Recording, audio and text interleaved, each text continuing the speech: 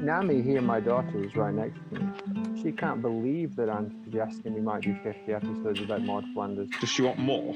She wants more. She said triple figures or nothing. Yes. Anyway, tell us, listeners, do you think we should do 50 or more? We don't care. We're going to do 50. Nami, my daughter, pops up, but she doesn't really in many others. But we reference that she cannot believe that we might do 50. Does she feel now that we've done 50? Check in with her. Not interested in the slightest. But I will check in. She just constantly points out that that because we don't have thousands of listeners, it's an absolute failure. Oh, yeah. But it's not a failure. It's a creative triumph. As you can see, I am recording today's cold open. No cold open. No cold open, but before we talk about the cold open, if you don't mind, I'd like to play a live version of the theme tune. Is that okay? That is the best open. Walk.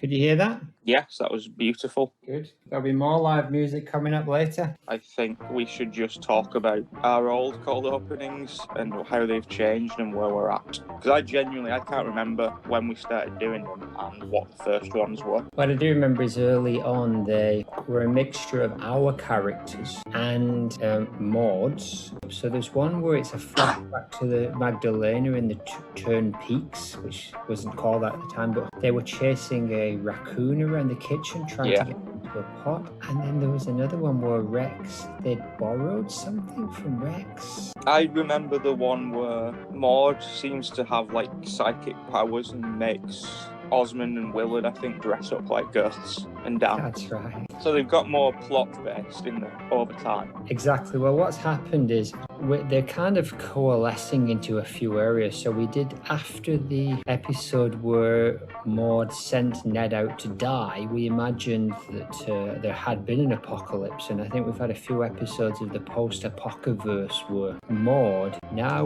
reconnected with Ned, and one of the kids and the salmon pink beard man are in the realm of Disco Stew, I believe, in their story. Was Space Mo's head was chopped off, I believe, starting the space cult, and him and Princess Cashmere's head were chopped off in the last installment. Yeah, that sounds familiar. That one's the actual... Yeah, we've got a few now. We've got 2 Springfield-based ones on the go at the minute, haven't we? We've got the Laurie Goodman stuff with the lobotomy. They're all sort of based on speculations we've made. Like, that comes from her confronting Burns, doesn't it? Because her appearance was as a nuclear regulatory person. Yes. And we said maybe that's where she went. So it's sort of an extension of spectral speculations with music. My personal favourite at the minute, I think, is the Springfield Township. In fact, no, it's the toss-up between the Springfield Township with Lady John Hamm and the Roswell stuff, which is just getting weirder.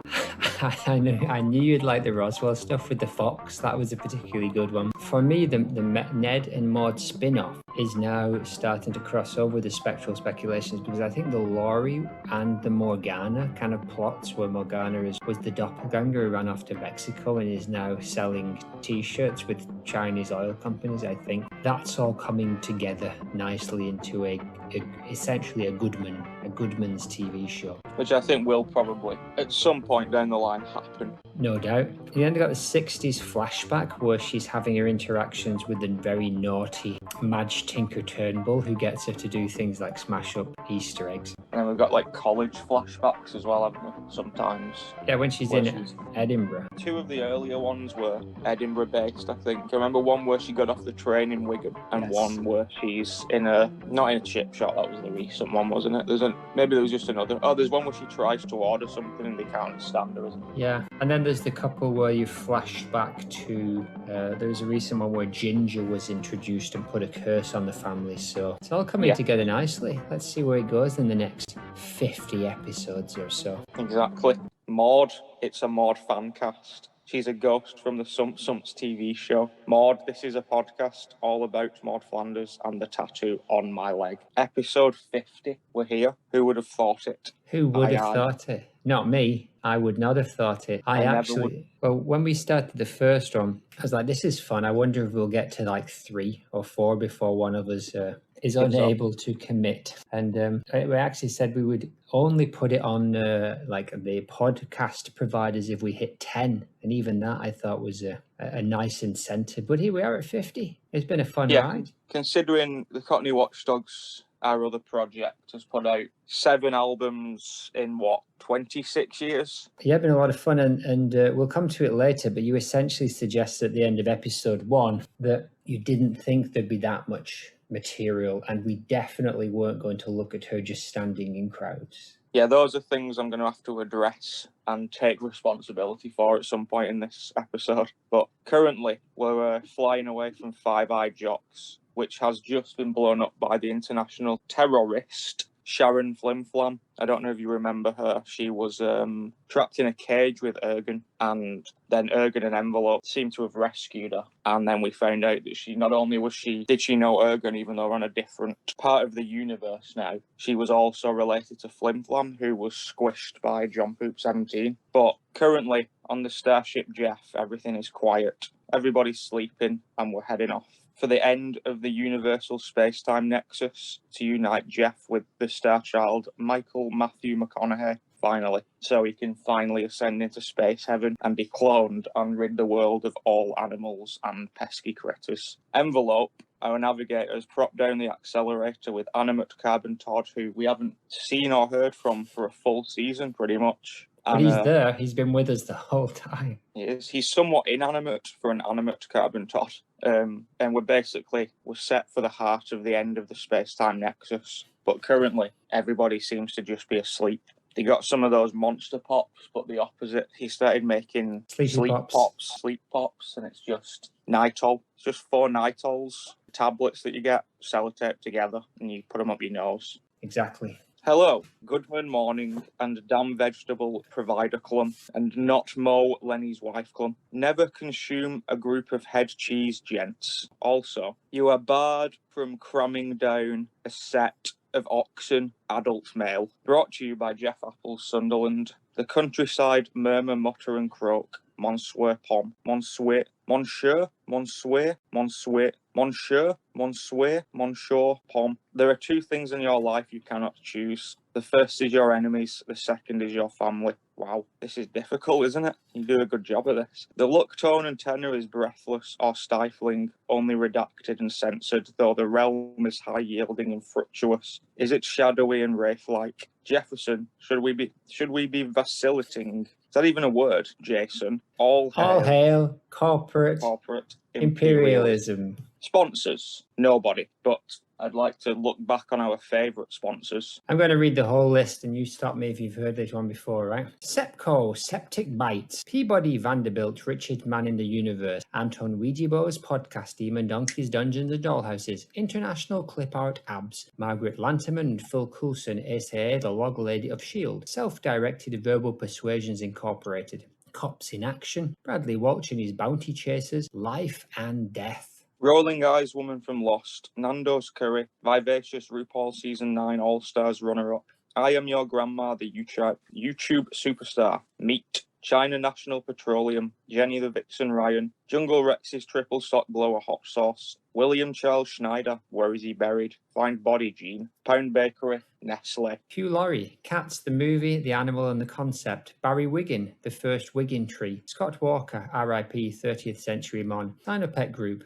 featuring Fu Chengyu, TEPCO, Secretly Poisoning You, King Louis XIV, Teddy Sheringham, Susan Boyle, R.I.P., and Devil Slayer. Cerebus the Aardvark / Architect / Pirate, Euros Childs, the man who coughed in the audience at Who Wants to Be a Millionaire, Vanilla's 90s girl band, and the subject of Jacques Derrida's upcoming biography, Vanilla. Vince Vaughn and Carlton Fresh Prince, Wigan Dynamite Kid WrestleMania, Salmon Pink Burman, aka Think, Think Uncle Phil, Tony, Ian, Maudestone, Graham. Slush Puppy and Hush Puppy, Union Jack, 4th tier Marvel hero, the CG Chuff Poetry and Slash Dance Foundation, Andrew Lloyd Webber's Reinventing Cats podcast, Makerfield Kung Fu Academy and Lower Rinse Jiu Jitsu, The Art Crew, aka Zanakis & Co., and anti-sponsors, Son of Sonny Bono, copyright sniffer, Example, mediocre rapper and enemy of Wigan, and finally, wife of Dave Brubeck Incorporated. I'm sure we've missed some. I'm sure there's been plenty of one-off sponsors. I believe the first 3 sponsors were Derrida, Cerebrus, and Vivacious. Yeah, because the idea was the Cerebus theory, or whatever it's called, where things start off very silly and become increasingly serious. And the idea of having Jacques Derrida, who at that time was simply in there, he hadn't even started throwing quotes around before he eventually broke through the wall of death and escaped on our guinea pig quadrupeds. Derrida's journey has been probably the most, maybe like an anti-Cerebrus. He came in really serious with just a real quote, and now he's in a different dimension on a guinea pig with Kerry Katona on OnlyFans. He's one of my favourites. I'm going to have to give it to Viv, because she's been a fond supporter since the start, a fair weather supporter since the start, and has given us consistent, useful advice. I like the made-up ones, the silly ones like Sepco Septic Bites and International Clip Art Abs. I like Anton Ouija Boy. I like it when our sponsors cross over into the podcast. He's the only one that went the other way. He started as a character and now he's a sponsor. I believe I was a sponsor once as well, and there was the Christmas sponsors. I remember that, like El Cagagnia and the rest. The shitting man. Yes. I like the fact that the Sinopec group, Fu Shengyu, has recently crossed over into the Goodman cast. And I believe they all will at some point. It's surprising to me that Susan Boyle has not yet made any kind of appearance, despite Maude being in Scotland quite a lot. Well, it's only a matter of time now, isn't it? She did actually die, and not many people know that. She's one of the people on the internet that you wouldn't know. Some people stuck around because of things like I threw Susan Boyle in there once, and then we discovered after that her middle name was Magdalena, which was just strange. I believe they say Kismet in America sometimes. But because I'm tight. I believe at that point you said that it was amazing, and then you realised that we'd actually invented the character of Magdalena, and it was nothing to do with Maude. But it was still a coincidence. Yeah, there's been a couple of real-world coincidences that have cropped up that already existed that we just didn't know about. For example, Isabella Rossellini and David Lynch used to date, which I did not know. And that's a coincidence because we talk about Twin Peaks all the time? Yeah, I think it's straight. They both came into the Maudecast unrelated, yet they are related in the real world. Rossellini and all the Twin Peaks stuff have never been in tangent within our story, but in the real world, they're more connected. Well, unfortunately, she's dead, as are most of our supporting cast, including Mick Jagger and the Hobart Robo. I'm not going to give too many spoilers away, but I think someone who may have survived might play a little part. Perhaps one day. Not Rossellini, though. Our anti-sponsors played a big part at the beginning, especially Son of Sonny Bono, and until we actually got flagged for copyright violations on the back of our... and then we had to actually stop using the song. Welcome to the Maud Flanders Internet Museum Theme Park and Database, the world's #1 entertainment for Maud Flanders Internet Museum Database and Theme Park Greasy Spoon. Just one of over 58 MFIMDBs around the globe and space. RIP. Currently under reconstruction after mysterious tithing pool toaster fires. Find us in the Worsley Mains in the discount shopping area of the town, alongside Coin Post-Mortem and Chintzy Drank and Shilling Falling Down Water. We have always been here. That's a Shining reference. Falling Down Water. No, you've always been here. That's what he says to him in the bathroom, right? And it is true at the end of the movie. Would you like a Mauditorium? Yes, I would. The number between 1 and 750, but bear in mind that the number isn't really relevant. All right. There's only one. 9,800. The year is 2000. Mr. Burns has put all the women of Springfield on a buzz, and as they go through a tunnel, they are gassed. They wake up on the island from Battle Royale with Takeshi Kitano. Out of all the women of Springfield that we know, including the women that we have conjectured, who do you think makes it to the final 3 women? Number 1, Maud Flanders. Really? Do you think she would actually? Yes. Wow. Number 2, Lindsay Nagle. Yes. Number 3, Agnes. They're good choices. Who do you think? I'm not going to I explain didn't them because I think they're so obvious, but I will if pushed. No, they are good, obvious choices. I don't think I would have given it to Maude. I think Maude's sort of Christianity would have, even though she's an evil woman without Ned. I think there's some people she wouldn't want to kill, but and I don't think she would in a push. I think she would probably throw herself off the cliff before that happened. I would have thrown Edna. I'd give it to Edna, Brandine, and Agnes. I'm going to agree with Agnes. Yeah, Agnes would hide in the trees and pick them off one by one with homemade blow darts. Yeah, and she would also be ready to fight. Whereas I think Maude would probably use all of her excess energy as well. Like, she'd probably enjoy the first hour just slaughtering the ones that she doesn't mind killing, for like Helen and from the sounds of things, Luann. And Marge, definitely. Lisa, probably. The baby. All of those are gone. They'd all be slaughtered. She justified the killing. She justified the killing by saying they were trying to kill me, therefore they are sinners, and I'm saving their soul. Yeah, I'm going to swap out Edna for Sarah Wiggum after the recent revelations about Sarah Wiggum in that episode where she could do a lot of stuff. Yeah, she's no longer just a lump. No, now she's a lump that can move. A lump that can dream. Exactly. That was some good conjecturing. It was a good question. Thank you. It took me minutes to think about after watching somebody watch Battle Royale on YouTube. We don't have a quote or a postcard from Jacques this week, unfortunately. He's also asleep, but we can talk about his growth and concept to being, and I'm assuming there's going to be music. Listen, let's see if you know this tune.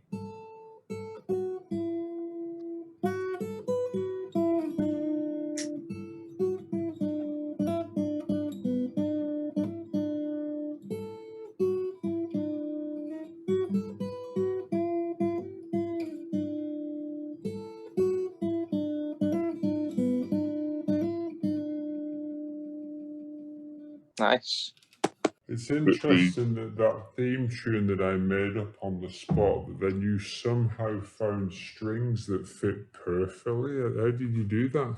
They didn't really fit. I thought it was quite a mismatch. I just picked something. I can't remember what I typed in, but it was from the Free Music Archive, which should probably get a shout out at this point. And it just, I think I moved the gaps in the song a little bit to make it slower. It sums him up perfectly. A lot of charm. Yeah, that it does. That itself just tells you what you need to know about Derrida. What was the reason he came in?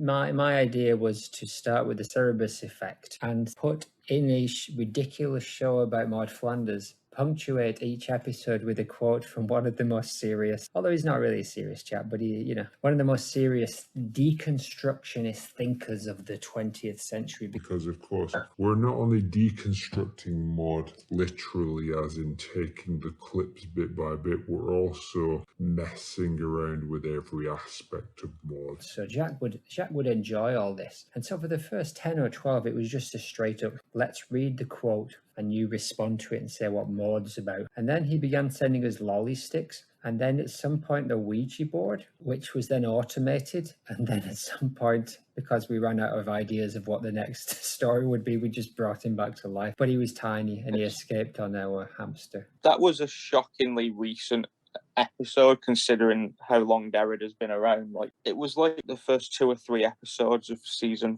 4 when he came to life, which is only like 7 or 8 months ago for us. But I think it all stemmed from the Anton Ouija board bringing me back to life. Once that had done, once the barrier of death was broken, we may as well just go with it, right? I think so, yeah. And I just think Derrida sort of hasn't peaked he hasn't come close to fulfilling his arc yet.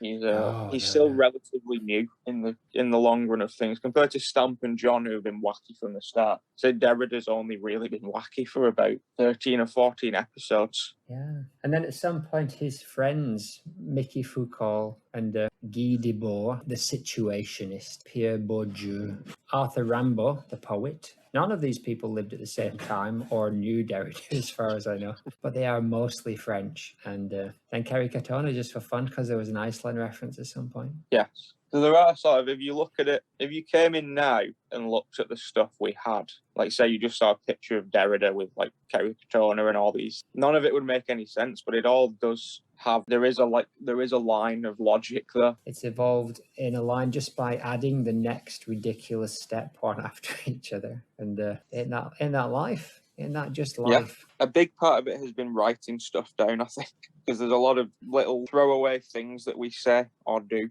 that then become like the Kerry Katona stuff.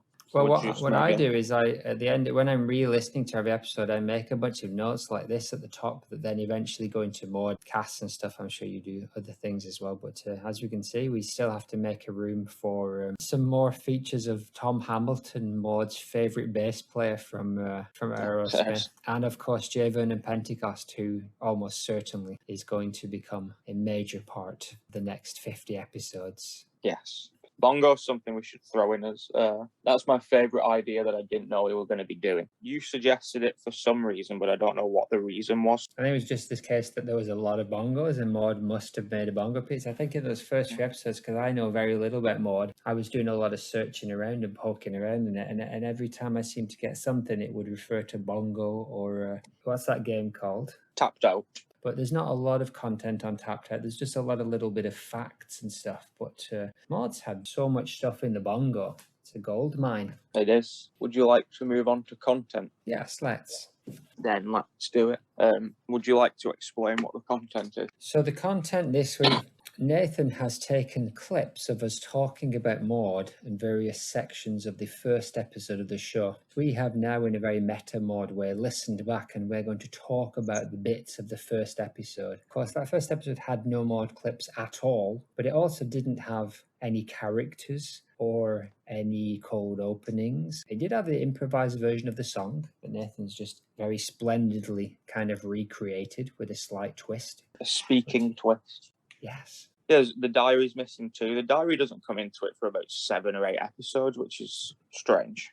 And also we thought it might just be a one-off or an occasional thing. I'm very glad that it has been every episode. As you will probably see now, released a diary supercut at the same time as 50. Nice. The early ones, some of them are like 30 seconds long. And then the later it gets, some of them are like 2.5 minutes.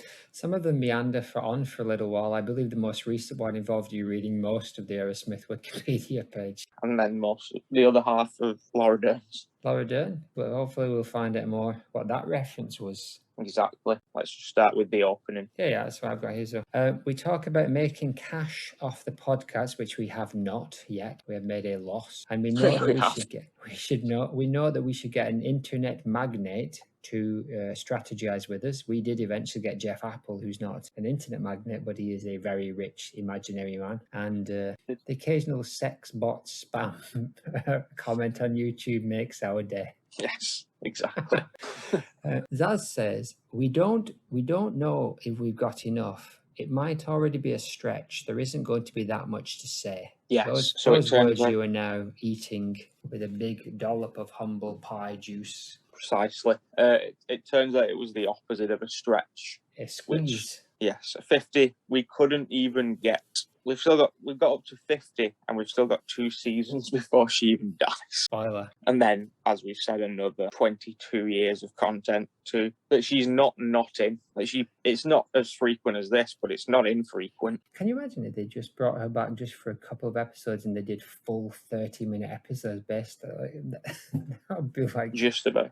Just the 700th one was the closest we've got to a Maudecast Maude, I think. Like she was very central for Maude, and it was just a Homer Maude team up, and she expressed all the things we've discussed. That episode felt like it should have been our episode 50. Was Ian Maxtone Graham involved? I'm going to say yes. I think he's still definitely a part of the show, so we're just going to go with it. Roswell was certainly involved. She was elated. I didn't know of the internet magnate thing. It's Jeff Apple foreshadowing, but it's not intentional, is it? Oh, no. But the thing is that once I've said that and then listened to it, who knows? But the Jeff Apple emerged from the fact that Bezos and his ilk were just everywhere, right? Especially this story about all the Amazon workers peeing in bottles and stuff like that. So, and that's where the monkeys came from, of course. Yes. Who are some of my favourite characters, although We killed them all off now. And I'm just not sure if the joke will be as funny the 10th or 20th time. Most people would say that it wasn't that funny the first time. I enjoyed them. It was one of the silliest, funniest parts where I just decided to say the monkey's voice incredibly sad and quiet. At one point I was leaning into the microphone as close as I could. But, that's just because I run out of voices. I've only got about 4 voices. I only have the one, so I'd have push envelopes voice now. But for a long time, unless you edited my voice, it was just guesswork as to who I was pretending to be. Well, we got the pitch shifter, so we always got Maude and Jeff. Yes. No matter what, they can't take that away from us. And Jack. Oh, Jack, yeah.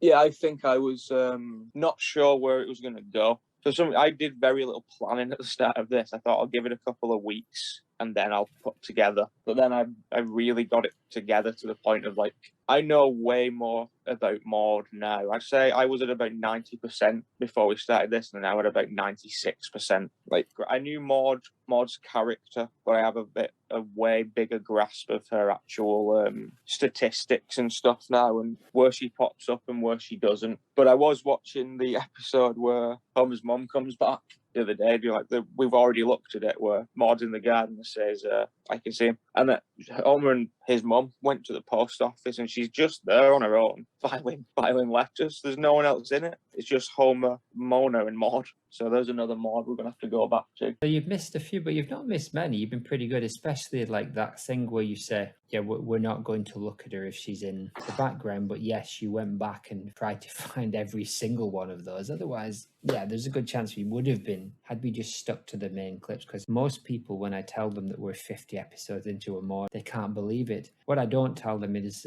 45 minutes of the hour is just us making stuff up. My initial thought about this was we were going to do like 25-minute episodes, and we were probably going to get into the content about 2 minutes in, and then we were going to cover like a full episode every time, and it was going to be an episode where she'd spoken. So we probably would have done it in under 50, whereas now this Skeptic episode has taken us, Lisa the Skeptic has taken us 3 episodes to cover in full, and she doesn't speak. She doesn't really move, to be honest. She runs a couple of times. But they're worth covering, because otherwise there'd be a lot more stuff that you wouldn't know for sure, and I would sort of be saying, oh, I kind of remember she was in the background of this, so maybe she liked such a thing, whereas now we're definitive. Like the Aerosmith stuff, I don't think I knew much about that kind of stuff. Yeah, I'm glad I went back on that and decided to thoroughly find all of the stuff, and I'm glad that I'm still finding old ones. The story's not over. The story is far from over. Obviously, we originally started to do episodes of about 10 or 12. We're now doing 11, which is a weird number, but makes sense if you think that one of them's a bongo and 10 regulars. And we've now put extra episodes in between each season, meaning that our seasons now, instead of having a 10-week cycle and fitting 4 in a year, now has like a 17-week cycle. We've got episodes for years, woof woof. Like there's some episodes we've spent too long on, but we couldn't have spent any shorter of a time on and kept it as the Maudecast. That's the story of our life, isn't it? Yes. You know what? I'm enjoying developing the whole oeuvre, the whole Maudiverse, so you won't find me planing. Yes. And then we move on to the opening song. Would you like to say what it was? At one point, I thought we would actually have a musical theme tune, but then I decided not to actually put any music underneath that, so now it's just always singing, which is good because it means that you can twist and turn that. And I think currently there's about 26 verses of the opening tune, which I'm going to sing all 26 of in our end of space-time spectacular 51st episode extravaganza next week. But for now, oh yes, he says with almost palpable excitement and enthusiasm. It was enthusiastic mentally. This week is we had to top 50 somehow, so 51 is going to be an extravaganza. And also, it kind of references the fact that The Simpsons did, what was it, 375th episode? Yeah, like, oh yeah, it was something earlier than that, but But they 174. chose a weird number, right? It wasn't an obvious one. It's quite obvious that you didn't know a lot about her at this point, because the only thing you really point out about her is that I've got a tattoo on my leg. She's a ghost from the Simpsons TV show, so I'll point out that she's dead. But yes, essentially, the only thing I point out in that song is that she is a dead character from The Simpsons. The extent, I imagine you knew the basic stuff, like she was Christian and religious, because I think I watched the show because it was on a lot when I was a child, because you were watching the show. I watched it, but I have no recollection of Maude, and I'd stopped watching well before she died. But of course, I knew she was dead, and I knew that you liked her. So the fact that you liked her and had a tattoo meant that my eyes were peeled a little bit more for her. But yeah, I knew very, very little. So not only am I making a TV show about an obscure Simpsons character, it's one that I have absolutely no knowledge of. But now that has changed exponentially. Now I know more things I've made up about Maude than I know real stuff about Maude, but I know a lot about the real Maude. Yes, I feel the same.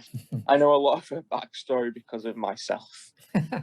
And I'm hoping that Ian Maudestone Graham is watching. You can have it all, Ian. You can have all of it. Do you know he's going to come in the Roswell verse at some point? And I often wondered if this did take off in a successful manner, would this be the thing that isolated people who would normally come on as guests, like Roswell and Ian Maudestone Graham? I think the thing is, I think they take it in their stride. If you gather together all of the Roswell verse clips, if she got through the first couple that seems somewhat harsh, where she'd just been fired, and now she's off in the Moldovan countryside living with foxes. I think we've been very pro Roswell, to be honest. Oh yeah, we're clearly on her side on the whole matter. Once we found out that she was asking for a fairly small amount of extra money on a show where the main actors were earning 50 times more than her. In the 90s as well, when it was doing very well. And she was essentially paying her own transportation to get up to the studio to record these lines. And in most episodes, she cannot have had more than a few lines. I'm guessing she recorded a bunch of episodes together, but even so. She wasn't coming from down the road. She was coming from another state. Maggie Roswell, you're a superstar. Yes. I'm guessing you are listening to this. Or maybe, you know who's listening to it? Her groovy college-age daughter. Now, I'm not being creepy. I don't know if she has one of those.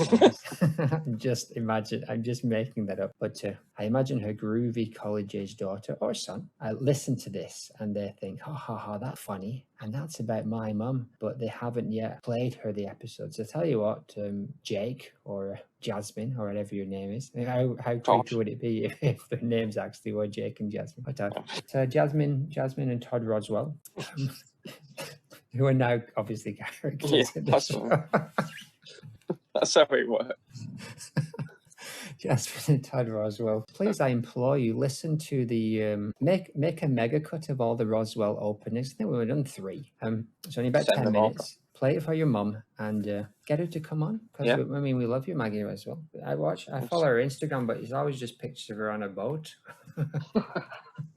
Shall we talk about our goals? I believe my goal in that episode was to prove minor characters can be fleshed out, which I believe at this point we've already done. There's no point saying we're still on that trajectory because of mostly because of the cast though. Like the Maude stuff, cast makes Maude look like it's unfair to call her a minor character at this point, I think, in comparison to Leopold, where it took me probably about 3 weeks to just try and find interesting clips he was in outside of the 2 that he's in. Maude's like a B-list character for the first 11 years. Can I just say a big shout out to Stu Beef, so far our only guest star on the show. I mean, he's not on the Maudecast, he's on the other one with our cousins.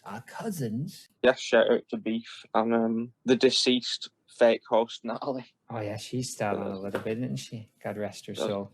I think we've achieved that goal. So my new goal is to prove that she was in fact pivotal to Springfield, that it couldn't have run without her. I think that's a noteworthy aim. We've now got minor characters and minor characters in our own Maud Flanders. Not least of all, John Hamm's son, Ham Jr., and her brother Bona's illegitimate child with a robot leg, who is, as of yet, has no name. Yeah, I would like to dig back further as well at some point to like really old ancestors. I mean, we're already 100 years or so back with Ginger and co, but yeah, let's go back to cave Maude. I'm thinking there must have been a Goodman at the crucifixion. A Goodman at the crucifixion. It was Judas on the hill with the lies. Is that one of your lines, or is that from the show? I think I said it. I came up with some sort of Bible Cluedo. Said they were going to play Bible Cluedo. Look at us patting ourselves on the back. But we worked know. hard. 50 episodes is no laughing matter. That's 2 full days of recording at least. It's not been easy. I was clearly sarcastic when I said it's going to be studious and academic, but I think it has been on some level. Like the Jack stuff.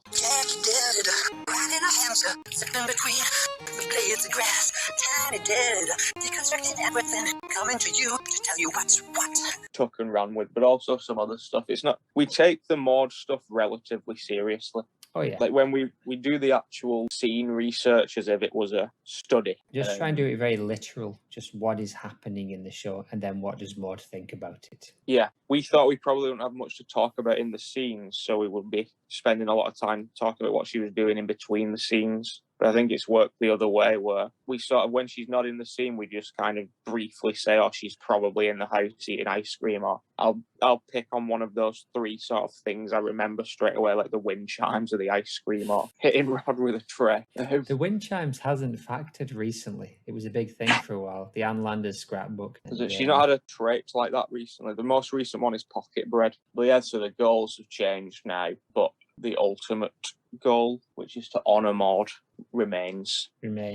That's unwavering, isn't it? The next bit is called What We Knew. I'll just sort of list the things I said. Flanders straight man so far has been proven to be true, I think. What do you think? I don't think Flanders does much funny stuff, so Maude is not really a straight man in that sense, but she kind of is a little less wacky, and she's a little more scary. But she's his kind of like his rod, his staff, his rock. Especially when the house burnt down and all that bad stuff happened, and she was just like, be okay. She's his rod metaphorically, unlike Rod, who is his rod literally. And like Todd, who is his Rod, who is his Todd literally. Precisely. I also then said there's not much more to her than that, which again, I think I was sort of deflecting how much I knew. Maybe I wanted to seem more humble. I don't know. My logic is I don't think they thought there was much more to her than that, so we probably weren't going to see a lot of character traits, but we've been proven wrong. I've been proven wrong. Also, I don't think you were a podcast professional back then. That was your very first podcast episode, right? I believe so. Well, yes, it was. I'd been doing podcasts for about 2.5 years with my good friend Rob McLeod, who's now getting his shout out in a second episode.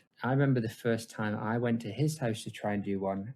It was so bad that the episode was scrapped, and it was not entertained again that I should be involved for several months. And then we had another go, and it was better. It takes a while to become a podcast professional like we are now. So it does indeed. You want to do any courses like Aaron Sorkin does on YouTube? Meet your new podcast mentors. I still do this as well. I just don't know. But there's a lot of me just talking whilst you're talking in the first one, and I didn't realise that you wouldn't be able to hear both of us for some reason. It's not obvious. I mean, we still do it a lot. We've done it at least 50 times in this episode. We've got better at repeating what we've said, though, so we can cut it out.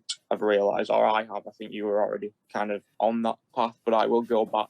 I also think I started a lot of sentences. I've just done it now again. But I started a lot of sentences and didn't finish them. That's fine. I mean, these people have to come along with it. What else did I say? A good mother and a villain. I said she was average size, which I stick with. You said not big, not little, not small, quite slim, and busty, which surprised me because that was not an idea I'd ever come across before. But obviously, after seeing the Peanuts thing, which I'd somehow missed or forgot, then it's very obvious that was a thing. But they didn't play that up very often. That was only done the once, right? Yeah, I made that note. It crops up in the fact that Homer's attracted to her a lot more, and I think there's still a lot of that we've not seen. And then Mo as well. But no, I thought it was going to crop up more for some reason. I thought it was more played upon, but basically just that one episode and then the internet. The internet is a vile place in which not only has that picture been repurposed repurposed, redrawn,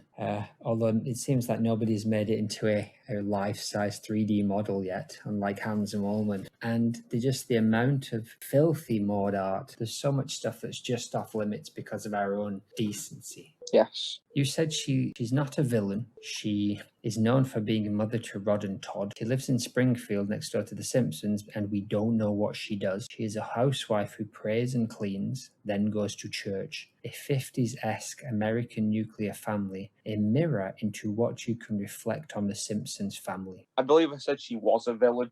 Oh, you did. Occasionally she's a villain when needed. Yeah. I think we've established a much darker Maude than this. I don't stand by the fact that she just prays and cleans. I think there's a lot more going on. There's a lot more sinister plotting. Even if she is cleaning within her brain, there's a lot more sinister stuff going on. But she does remain a mirror to reflect the Simpsons family, particularly Marge. It's not used as often now because they moved away from that story of the Simpsons wanting to be like other families. Or when Marge has done it, it's when somebody's come in, like somebody she's sort of like intimidated by or something. It's not just the next door neighbours. So I think that's sort of gone away, but we can still use her as they're still easy to compare to each other as Maude and Helen. Well, I mistakenly said, think of the children, because at that point, I still believe that was Maude Flanders. That's how little I knew. I still knew it was Maude.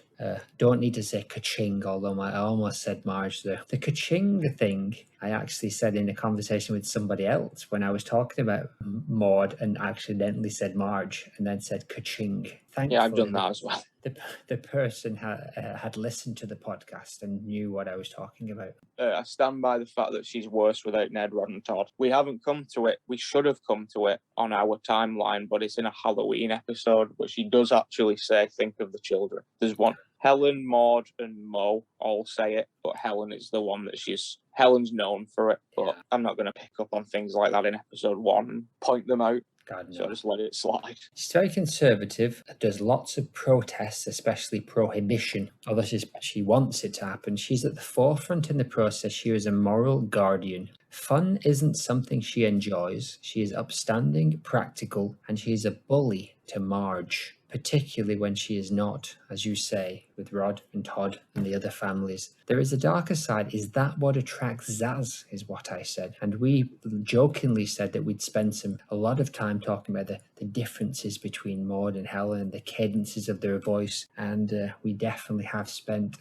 a good chunk of time talking about that. There was something that you did once that was called like Too Much Maude for the Mauditorium or something, and it was about Maude and Helen's differences, but that never returned. Neither did Novice Maude Opinions, but I am planning on trying to do one today actually. So 2 Maude for the Torium. We did 2. We did the Harold and Maude we talked about, and we talked about how Maude and Helen were interchangeable or not. So I'm very happy in the next episode if we put the Mauditorium to one side, the next series, and we do a 2 Maude for the Torium each episode next season. I would be happy with that also. Let's do that. And fans, obviously this is thrilling, even more than listening to John Poop 17 talk about how he puts Monster Energy juice up his backside. Or Rod and Todd Hobgoblin skinning a cat or whatever it was they did. But we're the bosses. We got the mic. We can decide what we say. I usually just say precisely, exactly, or yes. Exactly. And don't follow up on it. We then moved on to Spectral Speculations, which I'm surprised was in the first one. I didn't think anything was in the first one, really. I definitely didn't think there was any art. Forgotten about that. Yeah, we were quite a lot of the basics are in there from the start, right? It's only the nonsense that's been added more and more. So, to speculations. We go back to when Maude was 7 years old, and I asked you about her favourite TV show, I believe, and you said that she had quite a bland, strict upbringing in North Dakota with no TV. And so we can picture a flashback where she's at the friend's house, Janice Hubla. Janice hasn't appeared that much, although she was in the last episode as a cult member in Edinburgh. And they aren't allowed to tell Maude's mum. They're easy and nice. And the TV show is donkey-based and involves crappy, spooky puppets. Nice. Did you notice the rookie mistake I made in the Spectral Speculations part? I did not. I referred to Maude's mum as Mrs. Flanders. maybe sarcastically, but it doesn't sound like I noticed that it was wrong at the time. Neither did I. Nor did I notice on the listening back, like twice this week. Janice Hubla, I think you mentioned that she was going to pop up a lot, and I think she just faded because she wasn't as interesting as the people that came after her. But She's certainly no Madge Tinker Turnbull, and she's no Ralph Tonks the Ratter. Ralph Tonks the Ratter is a fun character who hasn't not appeared anywhere near as much, but I think a grown-up Ralph Tonks is not as much fun. It has to be the kid. Yes, on the ratting journey. I think we obviously went back on the thing of having a bland upbringing because it's just not very good content, is it? No, God, no. And Muffin the Mule is still, I would still stand by that as an accurate choice that you made without the knowledge you had, that you probably still make now with the knowledge. Yeah, I think a bit of it was watch the show that Lisa watches about the elves or whatever. Happy Little Elves. Yeah. Mixed with my That's own what- childhood memories those kind of shows. Buttermoon. Well, Buttermoon was a bit, was more Kieran, the third Watch Dogs era. I was a little bit older than that, so I had Bagpuss and things like that. The generation before that you would still occasionally see, or you see in clip shows like Bill and Ben the Flower Pot Men and Muffin the Mule, which were just like very lo-fi black and white shows, which essentially were just puppets, not really doing much. And creepy for children. But yeah, I Creepy, stand by. not in context. Like a kid in the 50s and 60s would not have found it creepy, but we do. Yeah, Maude would have enjoyed it. I stand by that sort of stuff. And then we went on to Maude art, didn't we? Yeah, so we showed you that Michael Baker t-shirt, which you might be seeing on the screen now, and you claimed it was a bit dirty, which it is a little, but because his Maud sat in her knickers, right, and bra, but she's covered in tattoos, and I think it's just a parody of Maud's straight-lacedness, which she's done a bunch of them, and they're all very, very good, but I think Maude is the one that stands out because she's the most goody. I made the comment that maybe the crucifix under her eye instead of the teardrop suggested that she had converted someone to Christianity, and then joked that me and Michael Baker had invented this podcast to get you to buy the shirt, but of course the irony was that then I went and bought you that shirt for your birthday. I still wear it. It's given good birthday. The Maudecast has produced good birthday things on both sides, I think. Like I got the poster this year. Got the poster this year. It's your birthday somewhat soon. It is my birthday next week, but you made that book, which was brilliant, of the first episode. I got the t-shirt of Stamp and Statman made that you did, and I still have not given you that t-shirt. I made two, one for me, one for you. Did you not know you had that? No. You've seen the t-shirt though, right? I don't think so. All right, hold on, I'm going to go and get it. Nice. No, I don't think I have seen that. I've seen it because I drew it, but I haven't seen it on a t-shirt. Nice. Thank you. Yeah, to some extent. That's my one, and I'll send it to you. If Mama O'Leary comes over to visit at Christmas, I'll give her it. I'll get some of those star things as well, please. They're the One best. thing I would say is I think your evolving artwork is one of my favorite parts of the show. Your interpretation of the diary and the cold openings, and especially Jeff Apples and all of that story arc. It's very, very good. So you said you're going to start posting them on Instagram. Are you going to post them in order? Yeah, I think so. I'm going to go back and sort of do it episode by episode, and just some of the weirder pictures that I've come up with. A lot of the early ones, I wasn't going to go for like a real sort of look. So I don't mind doing them like crappy on paint. But the goal at the start was, okay, this shouldn't take me more than like a minute to do. And that's gone out the window significantly because I'll have an idea while listening to it and then think, I'm going to have to make this now. Hand art I've also done. I've got the graphics tablet. I still haven't fixed my laptop. So I have to use the graphics tablet whilst looking at the TV screen, which is sort of making it more difficult.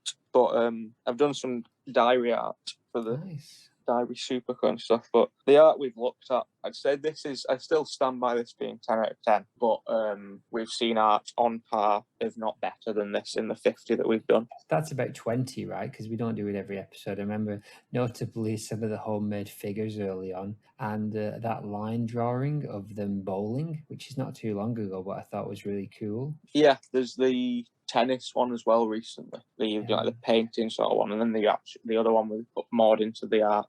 So like 4 of the early ones are just the ones that I did. like the face forward mods. Well, we did. We went through quite a few episodes of just the face forward stuff, which is very good. But I Thank you. noticed that you've not done those for a while since you've been doing this this Maudecast art. Yeah, no, this takes up the amount of Simpsons time I have in my week. This sort of fills. I don't even really watch the Simpsons anymore. This is enough time I spend within the world of the Simpsons for me. This is the only time I spend. I have no other Simpsons. I don't watch or read or look at any of the Simpsons outside of this. Yes, I am also like that, but probably Less not. so. Less so. I think I was wrong about it decreasing in quality. I don't know why. I would assume it would. I thought it would stay the same quality, but it's increased. So it's gone up and down, but I think recently, last season, we started scripting cold openings and the arc for our characters, which has made it a little bit easier to like improvise because you're not trying to think of the actual character themselves and their voice and the story at the same time. Yeah. Which, you know, it was quite fun to do that. But the thing is that no matter how, that's why I like to put those kind of like anchors in there, like, you know, the Jeff Apple bit or the, you know, Pence harasser or whatever and all those, because no matter how bad it is, you're only about 30 seconds away from the next bit and you can just go to that. And then, you know. On that note, shall we move on to a segment called A World Without Maude? Which we never did again, right? I don't think so. Although we are going to do it in this episode. The first thing you say is a reference to A Wonderful Life, which then becomes more relevant to Maude later on. Yeah. I just crashed and burned pretty quickly. I think the idea was probably is a good segment to lose because it sort of re-anchors it to the real world, like the tragedies of the real world, as opposed to like a fun hour away from in space. Then you're back at the end talking about like COVID protests in France. So the idea was basically you would choose a country, and I would look at what the top news story for it was. But of course, you chose a big country like France. What about Afghanistan? He said pick a country Maude doesn't like as well. So I also then had to think of a country that I couldn't say that was just too heated of a country. Like I couldn't then throw out like, oh, Iraq. Yeah. Because it just makes it sound like I hate Iraq. So you said France because everyone would understand that. Yeah, I picked France because the Simpsons sort of just get on France a lot. So I thought, there you go. Maude would probably dislike France within the world of the Simpsons. But given that, even though it was probably a bit too close to home and a bit too near the knuckle, I thought it was actually quite successful where you said, you know, she would do as she was told regarding the masks, and she had a bit of a mob mentality thing, typical of France, she would say. This was kind of the first time we talked about the mob mentality, right? Yeah, it was a good segment in theory. It would work if, say, I didn't pick the country on the spot and you just picked the top news story. Say if I gave you like 10 countries at the start of a season and you picked 10 fun stories from those countries, or light-hearted, not like... Some dead donkey stories. Yeah, I could then say, you know, oh, I bet Maude hates Prague. And then you could go on and it could say, like, mass shooting in Prague. This is one of those things. Are we gonna just roll with that, or are we going to... So then we move on. What do we say next? What isn't to come, I wrote. The thing is what's to come, but I then wrote what isn't to come. That's right. And then we talked the golf episode where it all started, and you mentioned you mistook it for another episode which we still haven't got to, where Homer and Marge are running off being frisky in the so it's interesting that we reference an episode in episode 1, but you said we'll get to it probably soon. 50 episodes later, I feel we're no closer. No, that episode is the last episode of season 10 and we are mid-season 9. Right, so we'll get it isn't that far off. It's season 10's quite short. Yeah, that's pretty. Then we come to the end song. We did which the has song. It stayed the same, but I had no frame of reference what to do or what to say. Which it's is strange easier because at that point we'd done several albums of Cockney Watchdog music in which it was the same idea, although we did write the lyrics for the Cockney Watchdogs first, so this is less improvised. But now we've got a system where you read my badly typed lyrics, and that gives you a lot of amusement. Yes, it does. I just had nothing to grab onto mentally. Like, we had nothing written down. We didn't even have clips that we'd looked at. So I had to just sort of think instantly of things about Maude, and then just didn't do a very good job of it. I believe after 2 lines you stopped and said, "This is awful." Yeah, the end song is definitely increased in quality. I like the fact that Ergen and Envelope have been singing the last few. I hope that continues. I thought you might. Any attempt where I can get you doing multiple characters at the same time, I was maneuvering towards that for a little while. And I'm mostly fine because I sit at the window. I'm fine doing stuff as long as I know that nobody's out in the garden. And then if I see somebody come out, I realise that I'm going to have to be maybe slightly quieter, and that takes the voices down a notch, I think. What I was at one point trying to do was to get that spaceship filled with only characters that you did. It basically, at the minute, it is you and Jeff, and then the other three are me, Ergen, and Envelope. Yeah, who I guess you did 3 out of 5. Animate Carbon Todd's in there, but he doesn't say much. Yeah, I forgot to put him in any of the pictures as well because I forgot about him. That's fine. Maybe he just rolled under the seat. Well, the song itself said, "She lived a long time ago and now she's dead. Maud sitting in donkey, ghost leg, chastity. This is awful." Meta Maud song. "We had a great time in the museum and we did the show successfully. It was great. By diddly eye." So there's a mention of the museum, which pops up, I guess, in episode 2. I don't think we mentioned the fact that we're in the Maud Flanders Internet Museum, do we? In episode 1? Yeah, we did. I cut some stuff out because I didn't think I didn't think we needed to listen to us introduce ourselves again because we know who we are. But I think you just said that we're the curators of the Maud Flanders. I think at that point it was just Internet Museum and Database. I don't know if the theme park was a part of it or not, but it definitely wasn't the restaurant. Yeah, it definitely wasn't like the 12-letter thing that it is now. So it's and there's no sort of like no little ending bit or anything. No characters mentioned, no diary. A little bit dry, but fun indeed. Yes. Fun. Now, if the stat man was here, he'd say, Boys, I'm looking at the stats from your first show. Aren't you glad that I said he was from Holland? Boys, I'm looking at your first video. I was actually trying to do a Dutch character. I just did a very, very bad job of it. Before I watched the episode, before I did the voice, I actually watched some YouTube videos of how to do a Dutch accent. Hey, no. I did not succeed. You use the word boys as the anchor for the voice. Voice? Yeah, absolutely. That's the only way I know how to say his voice if I do that. So we're currently at a massive number of 289 views for that episode 1. Wow. 161 for episode 2, 97 for episode 3, 78, 63. And what's the most recent one? We're at 35 views for season 1, episode 6. Bongo. Season 2, episode 5, the Bongo cast is 18 views. Wow. The cast didn't take off in the way we thought they would. No, like the stew cast. I think on mine the stew cast is still the least watched one. Out of all of them, the Todd cast did the best. I think it's because it's like 45 minutes. Season 3, episode 6 has 12 views. So Maudecast 1E1 has 333 views on mine. And so then about the most 600 in total. Yeah. And the most recent the one I put on last week has 7. Mine has 4. I'm surprised. I'm genuinely surprised it has 7 though, because none of them are me. So it's 7. If it's not 7 people, it's one person who's listened 7 times. And I don't know what the cutoff for YouTube is to count something as a view. I don't know how long you have to. But the Creed Bratton cast, which I thought would be quite popular, has 8 views in 2 months. That's cool. Mine has 5 in a month. The stew cast, where was it? 10. Compared to Maudecast season 1 episode 9 on mine has 61 views. Yeah. And Maudecast season 2 episode 1 has 38, and the stew cast in between them has 10. Oh no, Poochie one only has 7. You put yours out several weeks after mine in some cases, and all the rush is gone. Doris got 5. You've got the video of the Maud Flanders Life After Death is like 500,000 views. Yeah.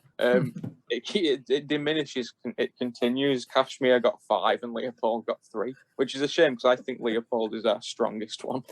Leopold got 20 odd on mine, so we're approaching 30. With the help of Stu, we managed to push it just over the actual I edge. think it was still nobody watched Freaks and The Geeks moon or landing. something No one when I watched was the on. moon landing when it was first on. No.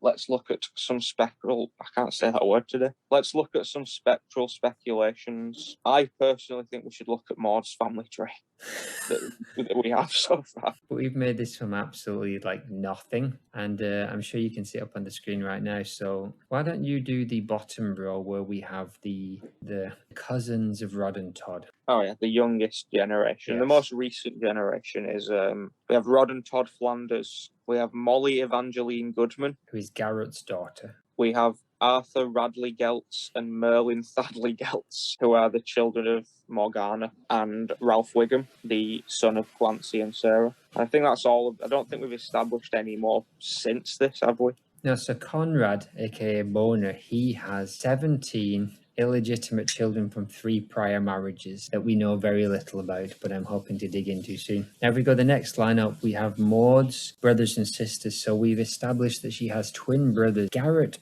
John Goodman and Conrad Boner Goodman, and her cousin Sarah, who is married to Police Chief Wiggum. Over on the other side, we have Morgana. We just talked about her brother, Arthur John Boy Jr. Huntington, and their sister, Maury Huntington. We don't know too much about those. And then we have the Tinker Turnbulls, Osmond Willard, the happiest man in Springfield, and Madge Tinker Turnbull, our favourite naughty little cousin. Did you mention Laurie then as well? Maude's sister Laurie. Did I say Laurie? I think so. And then up a generation from that, or the parents of Maude, Laurie, Boner, and Garrett John were Maude Goodman and Francis Frank Goodman Jr. Maude Goodman? Ka-ching. Marilyn Goodman, who's it's because I was thinking about the Turnbull thing. Marilyn Goodman, nee Turnbull, and Frank Goodman Jr. And I believe these are Marilyn's brothers and sisters. That's we have correct, yes, the Turnbulls.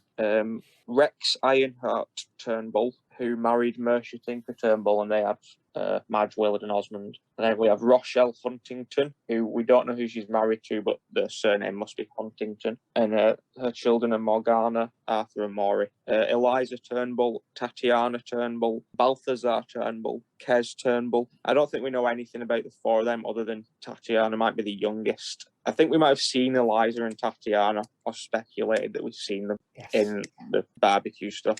And then Frank's cousins.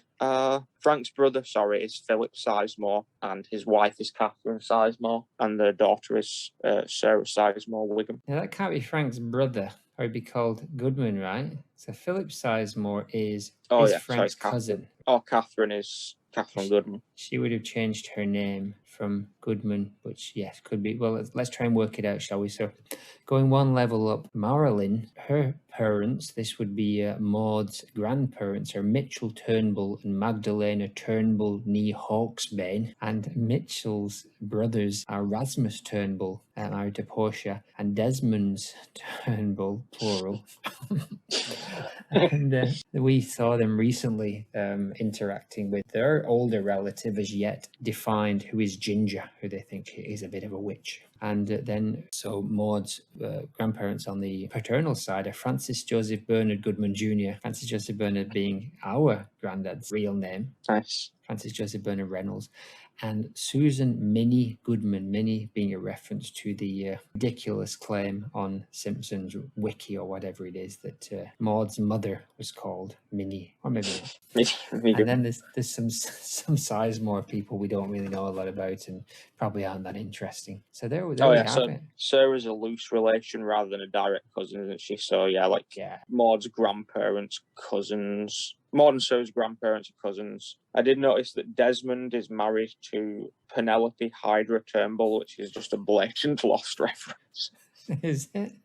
Desmond and Penny are a couple in Lost, and one of the main stations in Lost is called the Hydra. So I'm thinking I must have done that one. That's good. So let's revisit our ill-chosen dig into France. Let's have a look on Google and see what the top story is for France today. French wildfire, southern France wildfire. Yes, you're probably right. Here we go. Here's one that's not tragic. France asks people who want visas to take classes in how to be French. No, Surely that's something Maude would dig her teeth into. What would Maude think of the idea of people who want a visa for France? And I'm guessing this means like a long-term visa, not like a tourist visa, to take classes in how to be French. After scrolling down for until 5 days ago's worth of news, she would, I think she would question what does it mean to be French in a stubborn way, like not in a Derrida way. Not trying to help. No, like she'd play the whole, oh, so you want me to be a stereotype card, and then she would just start. I think she'd ham it up and just do the ho stuff and. Or she'd be racist. Throwing bagels, not bagels, they're not particularly French. Onions. Baguettes and onions and frogs, the legs of frogs sticking out of mouth. Would she think it was typical? Yes, she would think it was typical of the French. That's all I wanted. Let's move on to some Maude art. Let's have a quick look at some Maude art. And would you like to describe the art? So this is a fairly simple but very nice face-forward drawing of Maude wearing a set of headphones that don't seem to be anywhere near her ears and a microphone near her mouth. She's smiling. She's very happy. It's a bit fuzzy, which I like. It says Maudecast on it, and I think it was probably drawn by you. It was. I don't remember how I got those effects. I know that I sent this picture to you via Facebook, and I put the effects on via Facebook. So I would like to use this effect for all the casts, but I've forgotten what it is, and I haven't tried to find it properly. Yeah, I was in my face-forward Maude time, so I just thought I'd connect the two, and we needed a logo. I didn't realise that Nami, your daughter, my niece, was preparing a logo as well. So we have two logos, but this one, I do a logo every season now, and they just sort of getting more and more grand, but the cast, I've kept this format of just drawing them face forward with a loop. Sometimes I forget the headphones. None of them have a microphone. I just put it over the character that was before it. So there's just, you can see all the background ones and all the names. I just keep putting the names over the last name. It's very cool. So upcoming, we are going to do Yes, that is 2 weeks from now. Yes, and then we haven't decided what would be after the Stars of Stage and Screen. And I would also like to do a new spin-off, episode 1, Cockney Watchdogs podcast. Thus putting another week in between us talking about Maude. So not only am I trying to pad out the episodes with nonsense, I'm now trying to pad out the actual seasons with the episodes. But very nice, well done. I like it. I'm a big fan of the face forward stuff. And here is a second piece of Maude art, the very same one you mentioned before. This is a picture that wasn't drawn by Nam. She basically made a composite of 2 or 3 different images of Maude she found off the internet. She did a little bit of shading. She did the lettering herself and the kind of band, and it's very cool. She did not want to ever do another one, which is why I made very crappy versions for all of the cast episodes. But yeah, she did a great job. Very good. Very accurate. But then again, if you've copied the pictures off the internet, you'd expect it to be. She's taken, like, there's some sort of, like, the face is sort of cute, and the line, there's some thick lines in there that I like, and the shading is also very good. I've kept this one as our permanent logo, so this one appears in every episode somewhere. Likewise, if you're listening on Apple Music or Spotify and so on, this is the picture. I think it's my YouTube picture as well now, actually. Yeah, that was good. A good look back. So let's do a song to finish up. Who's starting? I do have a diary here, if you want to hear it. Oh, yes, I do indeed. Should I read it? You can do if you want to. Is it a script? I don't know. Okay, well, you just read it then. I can't get the book to you via the internet. Kayfabe be damned. Why don't I just say it all now and you try and remember it and say it back? Okay, why did it? Dear diary, today was a strange day. I was in heaven, just watering my plants and all that. I was in heaven and just watering my plants and all that. And I found a book on the floor that looked a lot like my diary. And I found a book on the floor that looked a lot like my diary. But it wasn't, because that was the wrong, that's not the thing I'm going to be saying. But it wasn't, because that's not the thing what I'm going for to be saying. What I actually did was, when I'd finished, I went back inside and logged onto YouTube. What I actually did is, when I'd finished my gardening, I went back inside and logged onto the YouTube platform. And I found a video on there called Maudecast Episode 1. And I found a video on there called Maudecast, Episode 1. So I thought, balls to the wall. So I thought, balls to the Paul wall. Let's listen to it. So I listened to it, and Diary, you're not gonna believe what I heard. So I listened to it. I thought, damn, let's listen to that. So I listened to that on my heavenly M3P pod player, and I thought, damn, you're not going to believe what I heard, Diary. They were talking about me. They were only talking about me, Maud Flanders. Two guys from Earth. Two guys from Earth. They were just talking loads of stuff about me, like they were talking about what I'd do with masks in France or something. They were two cool cats, and they were talking about me, and they were talking about what I'd do about mask in France or something. And some other stuff, like a t-shirt with me on it with my tits out and like, etc. And some other stuff, like a t-shirt with my bits out and all that. And a 50s nuclear family situation, and something about me holding a mirror up in Margie's face, which I've never done. And a 50s nuclear family, and something about me holding a mirror up in Margie's face, what I have never done. So I'm not happy about this, Diary. I'm livid, and I'm going to talk to God about how you sue people from beyond the grave. So I'm not happy about this. I'm absolutely bleeding livid, and I'm going to talk to God about how you can sue people from beyond the grave and that. And those boys better be ready to see me soon. Those boys better be ready to see me soon. Ooh, ooh. Purple monkey dishwasher. Purple dishwasher monkey. Bye. Bye. Oh, that'll edit together nicely. We're not going to edit it, are we? I don't think so. Well, that was a strange, echoing, interesting look. It looks like she's coming for us at some point. I think so. I don't think she'll come good, because there was that episode like a year ago where she wrote like a threat in the diary, and it looked like she was going to cross over into the real world and destroy the fifth wall, but that would be ridiculous. No one can destroy the fifth wall. She's just full of empty threats. Like a vessel. Shall we end with a song? Yes, let's do that. Would you like to go first, or should I? You should. Opening, we talk about making cash off pod, we have not. Can believe we might do 50. She want triple feetoots. She's a ghost form simples TV show.